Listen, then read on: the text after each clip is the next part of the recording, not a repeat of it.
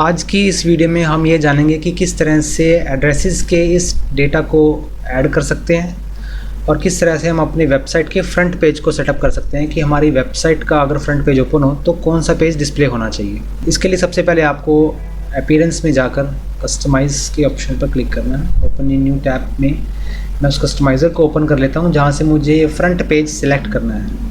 अभी आप देख रहे हैं कि अगर मैं इसे राइट क्लिक करके ओपन करता हूँ तो डिफ़ॉल्ट में हमारा जो पेज खुलता है वो एक पोस्ट रिगार्डिंग खुलता है, यानी कि एक पोस्ट सैम्पल पोस्ट यहाँ पर ओपन हो जाती है, जबकि मुझे यहाँ पर चाहिए कि मेरा एक होम पेज ओपन हो।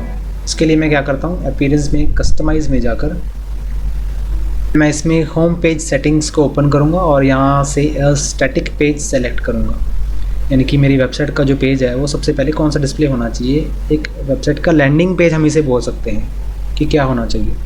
मैं यहाँ पर होम पेज सेलेक्ट करके पब्लिश करता हूँ और एक बार डैशबोर्ड को भी रिफ़्रेश कर लेते हैं। रिफ़्रेश करने के बाद आप यहाँ पर देख सकते हैं कि अगर मैं इस लिंक को राइट क्लिक करके ओपन करता हूँ तो यहाँ पर डायरेक्टली मेरा एक वेबसाइट का होम पेज ओपन होता है, जो कि कुछ इस तरह से शो होना शुरू हो जाएगा। और अगर आप चाहते हैं कि इस सेक्शन को किसी तरह से रिमूव किया जाए तो इस सेक्शन को रिमूव करने के लिए आपको इंस्पेक्ट में जाना होगा। ये एक वेबसाइट डिज़ाइन के अंदर ये एक ट्रिक है कि आप किस तरह से इस सेक्शन को रिमूव कर सकते हैं। मैं यहाँ से इस सेक्शन को, इस कंप्लीट सेक्शन को सेलेक्ट करके यहाँ से ऐड के बटन पर क्लिक करता हूँ और यहाँ पर मैं एक प्रॉपर्टी का यूज़ करने वाला हूँ, डिस्प्ले नन। और इस पूरी कोडिंग को कॉपी करने के बाद मैं कस्टमाइज़र में इसे एडिशनल CSS में पेस्ट कर दूँगा, कुछ इस तरह से। और मैं यहाँ पर एक कमेंट का यूज़ करूँगा ताकि मुझे याद रहे कि ये कोडिंग किस रिगार्डिंग है। ये कोडिंग है हाइड टॉप हेडर, कुछ इस तरह से हम इसे हाइड कर सकते हैं। पब्लिश करने के बाद आप यहाँ देख सकते हैं कि कुछ इस तरह से दिखना शुरू हो जाएगा। इसके बाद हम इसे एडिट करेंगे कि यहाँ पर हम अपना एड्रेस किस तरह से डाल सकते हैं। कस्टमाइज़र में ही हम इसे चेंज कर पाएंगे। इसके लिए मुझे टॉप हेडर सेटिंग्स में हेडर इन्फो डिटेल सेटिंग में जाना होगा और इस क्लॉक को मैं यूज़ कर पाता हूँ कुछ इस तरह से। ये हेडिंग, ये हमारा जो सेक्शन है वो इसे एडिट करने का है। इस सेक्शन को एडिट करने के लिए हमें हेडर सेटिंग्स में जाना होगा और हेडर विजेट 1 सेटिंग में यहाँ पर मैं मार्कर के इस आइकन को यहाँ पर देख सकते हैं। यहाँ पर ये जो 1215 पार्क एवेन्यू लिखा हुआ है मैं इसे रिप्लेस करूँगा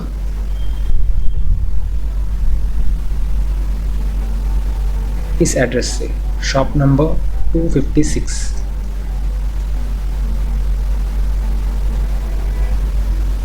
शॉप नंबर 256 और इसके बाद का new grain market Ismailabad. And after that हम इसकी टाइमिंग को भी कॉपी करेंगे पुरानी वेबसाइट से नई वेबसाइट में, लेकिन इसे हम हेडर विजेट 2 सेटिंग यानी कि 2 हमारा जो विजेट है उसमें पेस्ट करेंगे। And then Monday to Saturday जो कि ऑलरेडी है। इसके बाद हम यहाँ पर इस टेलीफोन को भी चेंज करेंगे, टेलीफोन नंबर को। इसके लिए मैं हेडर विजेट सेटिंग 3 सेटिंग को यूज़ करूँगा, ओपन करूँगा और रिप्लेस करूँगा। इसके बाद मेल सेटअप करेंगे जो कि मैं यहाँ से सेटअप कर सकता हूँ। पब्लिश करने के बाद हमारे पास यहाँ पर हमारे दोनों काम हो चुके हैं। सबसे पहला हमारा काम था कि फ्रंट पेज हमें लाना था वेबसाइट पर, जो कि हम सक्सेसफुली इस लिंक के थ्रू ला चुके हैं। देखिए हमारा फ्रंट पेज होम पेज खुल रहा है और हमने यहाँ पर उस हेडिंग को भी इंस्पेक्टिंग एलिमेंट के थ्रू, एडिशनल CSS के थ्रू हटाया, हाइड किया। एंड तीसरे नंबर पर हमने क्या किया, इसके एड्रेस को चेंज किया ओरिजिनल एड्रेस से। अगली वीडियो में हम अपने बाकी के कुछ पेजेस के बारे में जानेंगे कि बाकी के पेजेस को किस तरह से चलाया जाता है, किस तरह से क्रिएट किया जाता है।